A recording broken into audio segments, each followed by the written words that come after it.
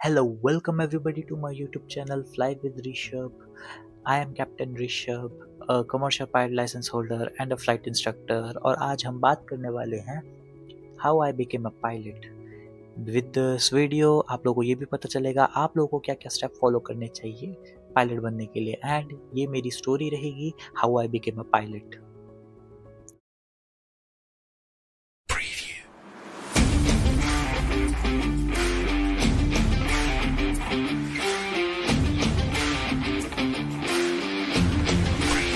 सबसे पहली चीज़ जो पायलट बनने के लिए ज़रूरी होती है वो होती है एज रिक्वायरमेंट, जो कि ऑब्वियसली इंडिया में जनरली जो भी 12th पास करता है उसकी एज 17 के आसपास हो ही जाती है। बट अगर आप 17 नहीं हो सो जस्ट रिमेंबर दैट आपकी 17 एज एटलीस्ट होनी चाहिए when you join for commercial pilot course, because उसके लिए आपको SPL लाइसेंस फर्स्ट मिलता है जिसके लिए आपकी एज 17 ईयर्स ओल्ड होनी चाहिए।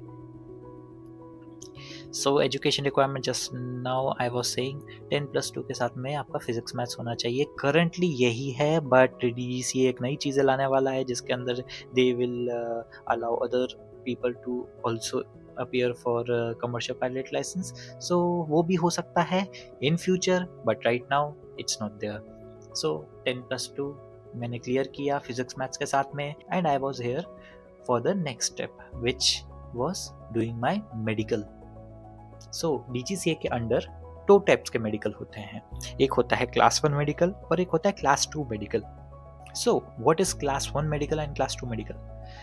इन reality there is not much difference. Class 2 medical जो होता है वो थोड़े डॉक्टर्स के थ्रू होता है। Class 1 medical generally DGCA generally सबको नहीं देता, पर क्लास 1 मेडिकल थोड़ा डिटेल्ड होता है, क्लास 2 मेडिकल थोड़ा ऊपर ऊपर से किया जाता है। सो फर्स्ट आपको class 2 medical clear at least minimum करना पड़ता है। सो क्लास 2 तो होना ही चाहिए, देन उसके बाद में क्लास 1 होता है। So just like that I was on my journey for my class 2 medical. So इस वीडियो में आपको मेरे मेडिकल की स्टोरी पता चलेगी, how I went for my medical examination and क्या क्या सीनैरियो हुए, क्या क्या चीज़ें हुए and you will be having fun. So मैं राजस्थान में रहता हूँ, जोधपुर सिटी में। सबसे नियरेस्ट जो था वो जयपुर ही था। मैंने जयपुर के लिए ट्रेन ली एंड ट्रेन लेने के बाद में I went for Jaipur. Dates मिलती है जनरली कि आपको इस डेट को आना होगा मेडिकल करवाने के लिए। According to that I went and मैंने ट्रेन ले ली। ट्रेन लेके मॉर्निंग में एकदम थी यार, बहुत नींद आ रही थी बट क्या करें, मेडिकल करवाना भी था। जैसे ही मैं जयपुर पहुंचा मैं हॉस्पिटल गया और मैंने वहाँ पे अपना मेडिकल की फॉर्मेलिटीज़ कंप्लीट करना शुरू किया। उनको कुछ चीज़ें चाहिए थी वो सब किया एंड उन्होंने फिर कुछ टेस्ट लिखे एंड वो उन्होंने बोला कि हाँ ये टेस्ट रहेंगे आपके। ये सब टेस्ट आपको करने पड़ेंगे। सारे के सारे टेस्ट हमने करना शुरू किया। जनरली सारे टेस्ट हुए गए, हमारे ECG हुआ एंड ऑल्सो ब्लड टेस्ट हुआ एंड एवरीथिंग हैपेंड। देन आया एक पार्ट जिसके बारे में मैं इस वीडियो में ज़्यादा बताना चाहता हूँ, because all the things were normal. मेरे को एक भी प्रॉब्लम नहीं आया। मेरा हाइट, मेरे pulse rate, everything was correct. एक ही चीज़ में प्रॉब्लम आया। We will go to that part which is eyes. Obviously आप लोगों को लग रहा होगा अरे चश्मा लगा होगा इसलिए आइस में प्रॉब्लम आया होगा। नहीं नहीं नहीं, मेरे 6/6 है आइस, तब भी प्रॉब्लम आया। वो क्यों आया? क्योंकि मेरे उन्होंने जब आइस को चेक किया एक मशीन में, मेरे को बोले कि अपना फेस रखना है and something will shine. Whenever it shines you have to click a button. मेरे को बटन दबाना होगा।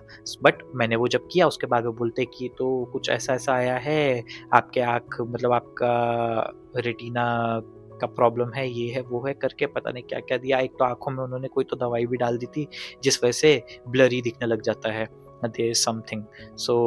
उससे उनको अच्छा से दिख पाता है बट हमारी विजन चली जाती है।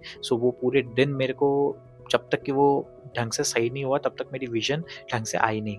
उसके बाद में उन्होंने बोला भाई कि आपके आइज का रेटिना का इशू है, रेटिना डैमेज है, आपका तो हो नहीं पाएगा, it's not possible for you to become a pilot. मैंने बोला यार ये तो गड़बड़ है। मैंने कहा कि but how are you sure about this? उन्होंने बोला कि okay if you want to be sure एक टेस्ट होता है वो करवाना पड़ता है, वो लैब से होता है। That cost around at that time when I joined it was costing around 2500 rupees for that test. So I went for that test and उसने सीधा मेरे को बैठाया, उसने फेस उस बोला कि इस पे रखना और बस देखना है आगे। मैंने कहा ठीक है, और फटाफट से एक रिपोर्ट आ गई। वो बोला कि सब कुछ सही है, देखो आपका पूरा चार्ट करेक्ट आया है। मैंने कहा वाह ये तो सही है। मैं फिर डॉक्टर के पास में वापस से गया, डॉक्टर ने वो देखा, डॉक्टर ने मेरे से ये पूछा कि उन्होंने तुम्हारे आइज़ में दवाई डाली थी? मैंने कहा नहीं। सो वो बोलते हैं कि अरे आइज़ में दवाई नहीं डाले तो कैसे चलेगा, करके वापस उसको टेस्ट कराने को बोलो। फिर उससे मैंने कॉल पे बात किया जिसने मेरा टेस्ट किया था। सो द पर्सन सेड कि ऐसा कुछ चेंजेस नहीं होता, मैं इतने सालों से सबका करवा रहा हूँ, बट ओके वो बोल रहे तो आ जाइए, मैं बिन दवाई डाल के भी टेस्ट कर देता हूँ। सो फिर मैं अगेन वापस गया, देन अगेन अपना टेस्ट वहाँ पे करवाया, आइज़ में फिर से दवाई डली, फिर मैंने उनको दिया, report were normal again. So he was very confused. Doctor doesn't wanted for me to clear my class 2 medical. I don't know why, but उसको नहीं था कि class 2 medical clear करे ये इंसान। मेरे को भी नहीं समझ में आ रहा था। Then मैं सोचा कोई बात नहीं, छोड़ो जाने दो, अभी क्या करना है। मैंने उनसे पूछा क्योंकि मेरी ट्रेन थी उसी समय। सो उन्होंने कहा कि भाई आप जाओ, आपकी ट्रेन है, हम इसको फ़ोन पे डिस्कस करेंगे। मैंने कहा ठीक है चलो ओके। मैंने फिर अपना वहाँ से मैं निकल गया, मैं ट्रेन स्टेशन पे आया।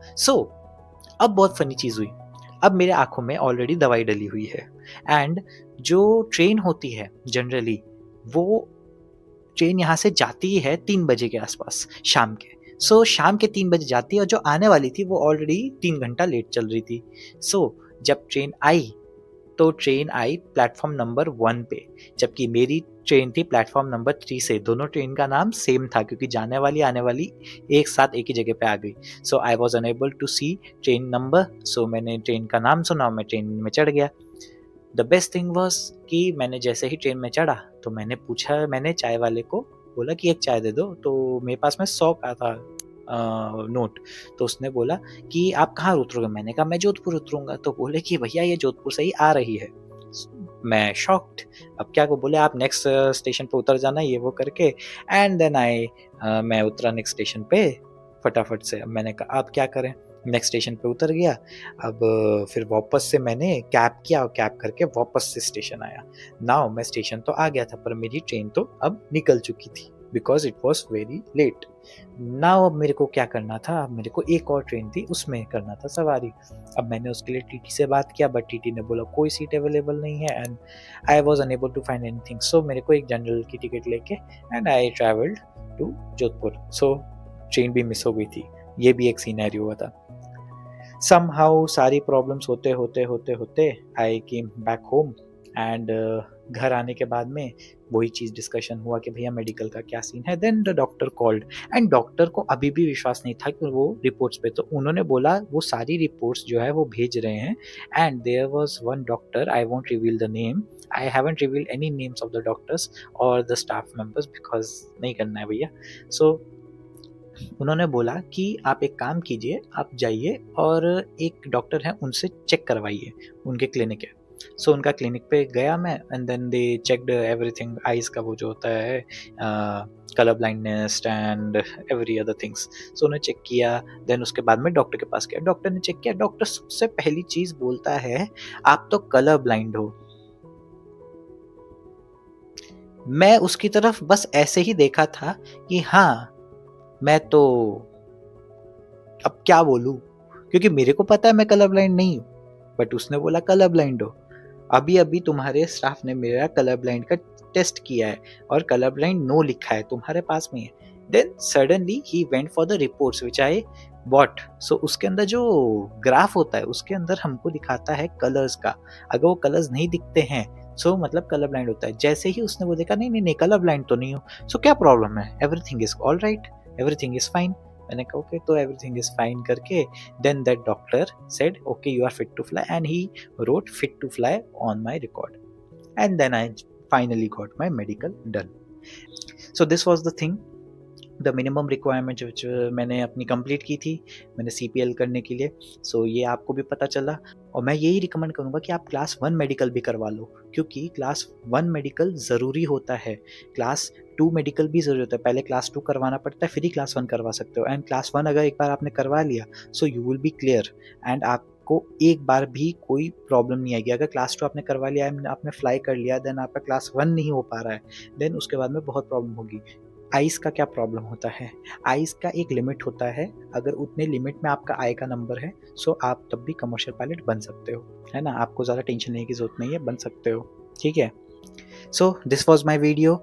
अगर आपको वीडियो पसंद आई तो लाइक कीजिए, सब्सक्राइब कीजिए और वो बेल आइकन को भी दबा दीजिए यार। थोड़ा-सा हम लोग शुरू करते हैं ये जर्नी। अब आपको बहुत बड़ी जर्नी है, 5 इयर्स लगे थे बनने में एंड अभी बहुत टाइम से फ्लाई भी कर रहा हूँ। सो ये आपको काम आएगा। Okay, take care, bye bye, let's fly with Rishabh.